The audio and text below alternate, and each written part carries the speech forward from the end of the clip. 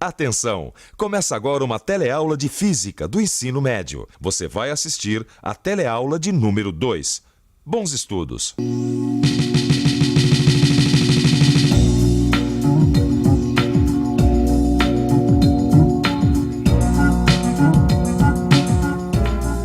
Oi, você viu futebol do final de semana?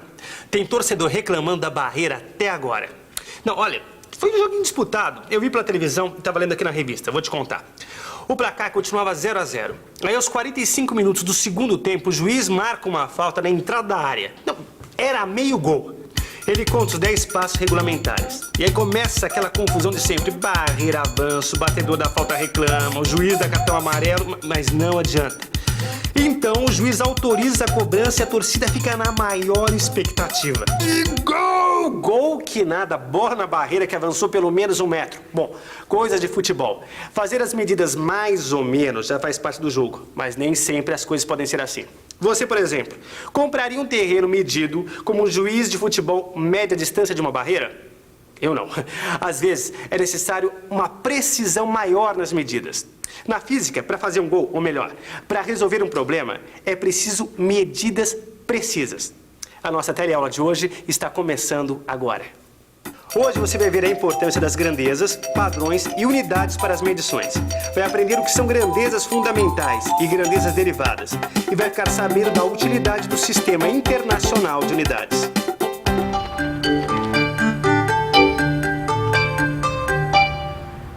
Oi, olha, eu não sou uma fanática por futebol, mas essa história de barreira vem bem a calhar.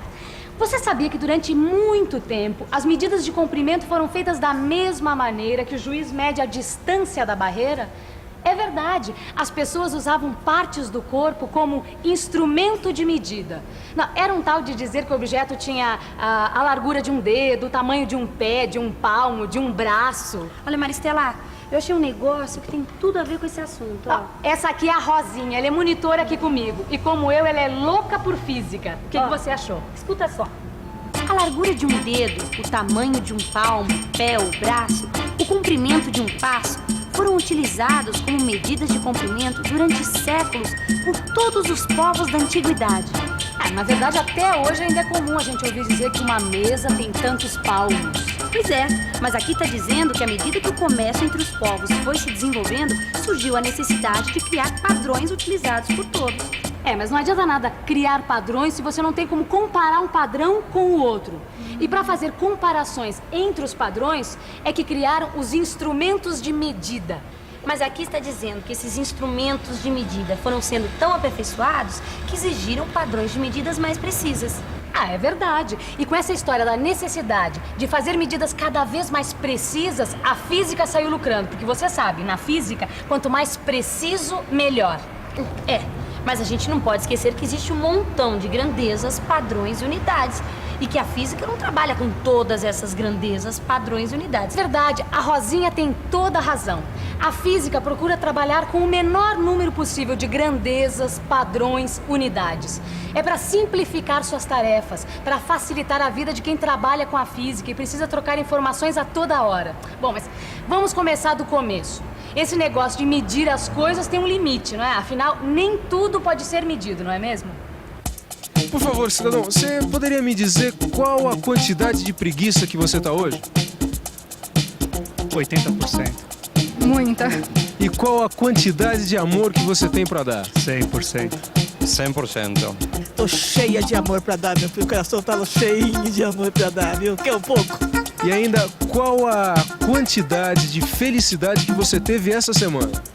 40%. Essa semana eu tive só desgosto, só tristeza, me roubaram a bicicleta, essa aqui já é outra. Várias felicidades. É claro que isso é uma brincadeira. A gente não pode medir a quantidade de preguiça de uma pessoa, o amor que ela tem pra dar ou ainda a sua felicidade. Para os físicos, isso é impossível de se medir porque amor, preguiça e felicidade não são grandezas físicas. Grandeza física é tudo aquilo que pode ser medido e assim pode ser representado por um número e uma unidade. E voltando ao jogo de futebol, a gente encontra diversas grandezas físicas. Dá só uma olhada.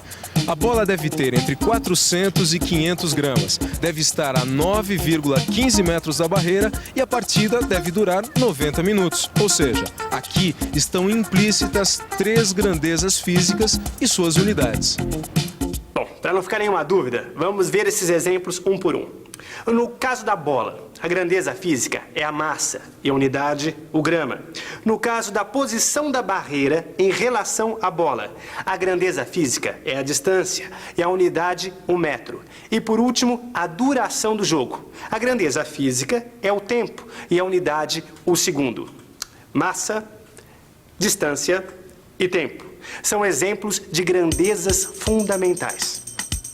E essas grandezas fundamentais dão origem a outros tipos de grandeza, muito comuns no nosso dia a dia. Quer ver só?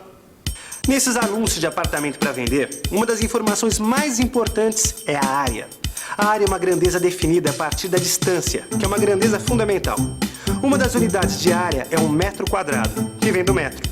Outro exemplo, um participante do rally percorreu 120 km de um dos trechos do percurso em 2 horas. Ou seja, sua velocidade média foi de 60 km por hora. A velocidade é definida a partir da distância e do tempo, 2 grandezas fundamentais. Sua unidade, nesse caso, é o quilômetro por hora. Por serem definidas a partir das grandezas fundamentais, elas são chamadas de grandezas derivadas. Grandezas derivadas e unidades derivadas. Bom, será que é isso? Ó, o metro quadrado deriva do metro. O quilômetro por hora deriva do metro e do segundo. É isso mesmo, Maristela? Perfeito, Rosinha, é isso mesmo. Grandezas derivadas e unidades derivadas. Mas veja bem, a gente usou a área e a velocidade apenas como exemplos. Tá cheio de grandezas derivadas por aí, como a força, a aceleração, a densidade e muito mais. Bom, mas vamos deixar isso para depois, para outras teleaulas, tá bom? Agora o importante é saber que existem grandezas fundamentais e grandezas derivadas. Ah, mas peraí. A gente acabou de dizer que para esse negócio de medidas funcionar de acordo, todo mundo precisa usar as mesmas grandezas, padrões e unidades. Senão não, né? Não dá para comparar. Mas é exatamente sobre isso que eu estava lendo aqui, Rosinha. Até algum tempo atrás, não existia um conjunto de unidades fundamentais que fosse reconhecido e adotado por todo mundo. Cada lugar media de um jeito e era uma complicação. Mas isso começou a mudar em 1948, quando esse conjunto começou a ser estabelecido.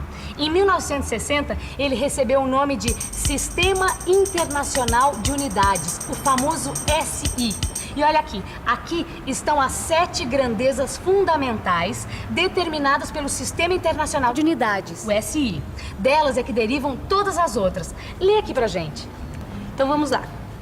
As 7 grandezas fundamentais estabelecidas pelo SI são comprimento, massa, tempo, corrente elétrica, temperatura, quantidade de matéria, intensidade luminosa. Você já sabe, mas é bom reforçar 3 unidades fundamentais do SI. O padrão de comprimento é o metro e o seu símbolo é o M minúsculo. O padrão de massa é o quilograma, símbolo KG minúsculos. E o padrão de tempo é o segundo, cujo símbolo é o S, também minúsculo. Agora, com essas unidades fundamentais, dá para deduzir algumas derivadas, não dá? Vamos pensar um pouco. Peraí, deixa eu ver. Unidades derivadas do SI. Ah, já sei. A área é uma grandeza derivada.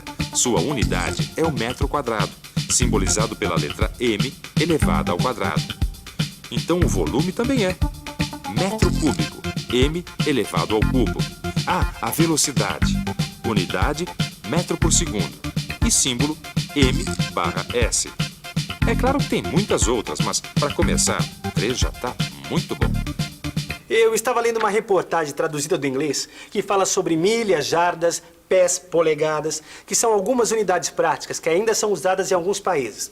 Só que essas unidades não fazem parte do sistema internacional. Aqui mesmo no Brasil, muitas vezes a gente ouve falar em arrobas, alqueires, que também são unidades que não fazem parte do SI. Agora, só que essas unidades, estão tomando chá de sumiço. Elas vão desaparecer. Mas se você quiser saber a relação dessas unidades com as unidades do SI, tem um quadro no seu livro de estudos. Isso tem tudo a ver com o que a gente vai estudar agora. Calma que eu explico. A gente já falou de grandezas, de padrões e de unidades. E viu que uma grandeza física pode ser representada por um número e uma unidade. Pois então, chegou a hora da gente falar dos números e seus algarismos significativos. Dá só uma olhada. Imagina que o diâmetro desse lápis foi medido 3 vezes e chegou-se aos seguintes resultados: 7 milímetros, 7,1 milímetros e 7,15 milímetros. Qual desses resultados será o correto? O que você acha, hein, Rosinha? Ah, eu não sei não, mas eu acho que todas podem estar corretas, hein? Todas, pois sabe que a Rosinha tem razão. Todas as medidas podem estar certas. Isso porque a medida depende do instrumento de medida usado. Vamos ver, se o diâmetro do lápis for medido com uma régua comum, que é graduada em centímetros e milímetros, dificilmente o resultado vai ser expresso em mais de 2 algarismos. Nesse caso, 7 milímetros parece uma resposta adequada. Já se a medida for feita usando um paquímetro ou um micrômetro, o número de algarismos significativos pode chegar a 3 tranquilamente. Olha, 7,34 milímetros, por exemplo. Os dois são instrumentos de medida bastante precisos. Mas para você ver como esse negócio de medição depende de várias coisas, eu e a Rosinha resolvemos fazer uma experiência.